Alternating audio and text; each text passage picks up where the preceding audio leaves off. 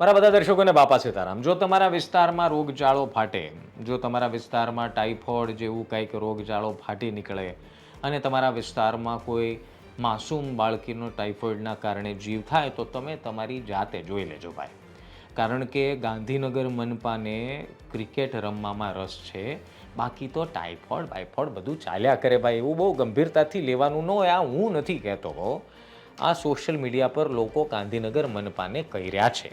હવે આખો એ મામલો એ છે ભાઈ કે એક તરફ ગાંધીનગરમાં 100થી વધારે ટાઇફોઇડના કેસ છે. માહોલ એટલો ખરાબ છે કે લોકો ડરી રહ્યા છે. જેના ઘરમાં નાના નાના ભૂલકાઓ છે એ લોકો ઘરની બહાર નીકળતા ડરે છે, પાણી પીતા ડરે છે, પાણીનો ઉપયોગ કરતા ડરે છે. અને બીજી તરફ છે આપણી ગાંધીનગર મહાનગરપાલિકાની ટીમ, જેને ક્રિકેટ પ્રત્યે અદ્ભુત પ્રેમ છે ભાઈ. અને ક્રિકેટ પ્રેમીઓને આ દેશમાં કાંઈ કહેવાય નહીં. ક્રિકેટ પ્રત્યે સાહેબ એટલો પ્રેમ, હું તો કહું ભાડમાં જાય ટાઇફોઇડ ને રોગચાળો, એની સાથે કોર્પોરેશનની ટીમને શું લેવા દેવા, હે કે નહીં? એટલે કોર્પોરેશનની ટીમે નક્કી કર્યું કે ભાઈ જો ટાઇફોઇડ ને એ બધું કંટ્રોલમાં આવી ગયું છે, ભલે પછી બીજી તરફ સમીક્ષા બેઠકમાં મુખ્યમંત્રી લાલ આંખ કરતા હોય અને ઘઘલાવતા હોય અને આદેશ આપતા હોય, પરંતુ કોર્પોરેશનની ટીમને એની સાથે કોઈ લેવા દેવા નથી. કેમ કે ભાઈ ટાઇફોઇડ હોય કે રોગચાળો, ક્રિકેટ પ્રેમ સર્વોપરી રહેવો જોઈએ. અને પાછું ફિટનેસ તો રાખવાની ને, અને ફિટનેસ માટે કદાચ ક્રિકેટ રમવું પડે, બાકી બધું બાજુ પર મૂકીને તો રમાય. અને આપણે એ લોકોને કોર્પોરેશનમાં ક્રિકેટ રમવા તો મોકલ્યા છે. તમે કોર્પોરેટર્સને એને ચૂંટ્યા શું કરવા છે, શું કામ મત આપ્યા છે? તમે એટલે મત આપ્યા છે કે સમયાંતરે ભાઈ ઇન્ટર કોર્પોરેશનની ક્રિકેટ ટુર્નામેન્ટ થાય એમાં પછી ગાંધીનગરની ટીમ વિજેતા થઈ જવી જોઈએ. હારીને આવો તો અમે તમને મત નહીં આપીએ, આપણે એટલે જ મત આપીએ છીએ ને. આ બધાને એવું છે. એટલે બાકી બધું કામ કરવાને બદલે જરૂરી એ છે કે સમયાંતરે ફિટનેસ માટે ભર શિયાળે ગુલાબી ઠંડીમાં ભાવનગર ક્રિકેટ રમાવવું જોઈએ. અને પાછું હદ એ થઈ ગઈ કે ત્યાં ડેપ્યુટી મેયર અને મેયર મેડમ પણ પહોંચી ગયા. મેયર મેડમે તો ત્યાં સુધી કહી દીધું કે બધું કંટ્રોલમાં છે, બધું એવરીથિંગ ઇઝ ઓકે, બધું કંટ્રોલમાં છે, કોઈ ચિંતા કરવાની જરૂર નથી. ડેપ્યુટી મેયર સાહેબે એવું કહી દીધું કે 60-70% બધું કંટ્રોલમાં છે, એમાં બહુ કાંઈ ચિંતા કરવા જેવી વાત નથી. અને કોંગ્રેસ સાવ ખોટો વિરોધ કરે છે. એટલે મને લાગે છે કે આ 100થી વધારે જે ટાઇફોઇડના કેસ છે એ કદાચ કોંગ્રેસે ખોટા તો જાહેર નહીં કર્યા હોય ને. કોંગ્રેસના માણસો ખોટા બેડ પર આમ સૂઈ ગયા હોય ને કીધું હોય અમને ટાઇફોઇડ છે ને એમનો રિપોર્ટ પોઝિટિવ આવ્યો હોય, આ બધું કોંગ્રેસે તો નહીં કર્યું હોય ને. ના, પણ હું શું કહું છું, મારો કહેવાનો મતલબ એ છે કે ગમે તે થાય, કોર્પોરેશન સમયાંતરે નવા વર્ષની શરૂઆતમાં આ મસ્ત ગુલાબી ઠંડીમાં ક્રિકેટ રમવાનું ચૂકવું જોઈએ નહીં. અને ક્રિકેટ રમે એનાથી સરકારને પણ કાંઈ વાંધો નથી. તમ તારે રમો, મોજ કરો, એમાં શું વાંધો છે? હવે ટાઇફોઇડ ને એ તો બધું આવ્યા કરે, કાલ ઉઠીને ફરી કોરોના આવે, ફરી કંઈક પાણીજન્ય રોગચાળો ફેલાય, પણ ક્રિકેટની ટુર્નામેન્ટમાં હાજરી આપવી જરૂરી છે.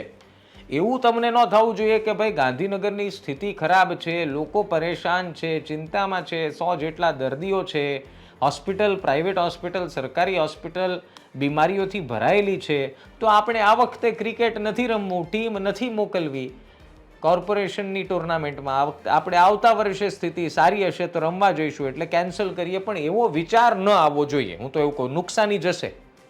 તમને લોકો એટલે તો મત આપ્યા છે કે તમે સમયાંતરે ક્રિકેટ રમ્યા કરો, તમે ફોટા પડાવો. ત્યાં પાછી ભાવનગરમાં તો ઉદ્ઘાટન સમારંભ થયો અને ઓલો ગરબા સ્ટેજ ઉપર રમ્યા ને બધા પ્લાસ્ટિકની ખુરશી પાથરીને આગળ બધા બેઠા ને બધાએ રંગારંગ કાર્યક્રમ માણ્યો ને.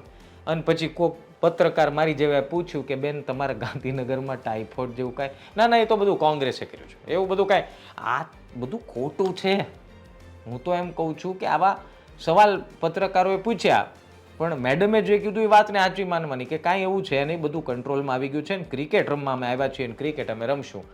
ભાવનગરના ગરમા ગરમ ગાંઠિયા ખાશું, ચા પીશું અને ક્રિકેટ માણશું. ડેપ્યુટી મેયરને બાકી બધું ટીમનું પ્રોત્સાહન વધારશું. કેમ કે જો ગાંધીનગરની ટીમ આ જીતી ગયું કોર્પોરેશન ટુર્નામેન્ટ, તો કદાચ શક્ય છે કે કેટલાક લોકોને સીધા અહીંથી ગુજરાતની IPL ટીમમાં લઈ જવાના થાય. તો ગાંધીનગરનું નામ ઉજળું થાય. અને જો એમાં કંઈક સારું પ્રદર્શન કરે તો આ બધાને સીધા ભારતીય ટીમમાં સ્થાન મળી શકે, કેમ કે એટલી ઇમ્પોર્ટન્ટ મેચ છે ભાઈ. હું એમ કહું, ગાંધીનગરની પ્રજાની સુખ શાંતિ, ટાઇફોઇડની સ્થિતિ એ ઇમ્પોર્ટન્ટ નથી. આપણે એની હાટું આ લોકોને ત્યાં નથી બેહાડ્યા, તમે સમજો. એની હાટું આપણા ટેક્સના રૂપિયા અધિકારીઓના પગાર નથી થતા. આપણે એટલે આપણા ટેક્સ ભરીએ છીએ કે સમયાંતરે આ બધા ભાઈ ઠંડીમાં, શિયાળાની મોસમમાં ક્રિકેટ રમવા જોઈએ. કેમ કે ક્રિકેટ રમશે તો કંઈક આઈપીએલમાં ગાંધીનગરના કોર્પોરેશનના ખેલાડીનું નામ ઉજળું થાય, પછી ભારતીય ટીમમાં, પછી વર્લ્ડ કપમાં, પછી વેસ્ટ ઇન્ડિઝની, ઇંગ્લેન્ડની ટીમમાં મોકલશું આપણે સારું રમતા હશે તો. ક્રિકેટ અચૂક રમાવું જોઈએ. બાકી મુખ્યમંત્રી બિચારા મૃદુ મુખ્યમંત્રી દાદા ભલે ચિંતા કર્યા બેઠા બેઠા સમીક્ષા બેઠકમાં, લોહી ઉકાળા ઉપરી અધિકારીઓ મંત્રીઓ કર્યા પણ કોર્પોરેશનની ટીમે સમયાંતરે ભાઈ અમે પ્રેક્ટિસ કરી છે, એનો ઉપયોગ અમારે કરવાનો છે ભાવનગર જઈને. તમને બધાને ગાંધીનગરની કોર્પોરેશનની જે કોઈ ખેલાડીને ગયા છે એને મારા વ્યક્તિગત તરફથી 21 તોપની સલામી આપું છું. ખૂબ આનંદ કરજો, ભાવનગરમાં ક્રિકેટ રમજો. ને મેયર, ડેપ્યુટી મેયર ને મારી વાતનું ખોટું લાગ્યું હોય તો બહુ સારું, તો પાછા વિહાવો ક્રિકેટ રમ્યા વગર. પણ એવું તમે કર્યું નહીં તો આપને પણ 21 તોપોની સલામી. બધું અહીંયા કંટ્રોલમાં છે એવું તમે માનીને ત્યાં ગયા છો, આપને અભિનંદન. અને મિત્રો, કમેન્ટ જરૂર કરજો કે તમારું શું માનવું છે. બાકી હું એવું માનું છું કે ગાંધીનગરની ટીમને સૌએ ભેગા મળીને, કોર્પોરેશનની ટીમને 3 તાળીનું સન્માન અને કાથીના કોથળાથી સન્માનિત કરી 21 તોપોની સલામી આપવી જોઈએ. એવું જોરદાર આ લોકોએ કામ કર્યું છે. બાકી તમારો શું વિચાર છે કમેન્ટમાં લખજો. બાકી ફરી મળીશું. બાપા સીતારામ.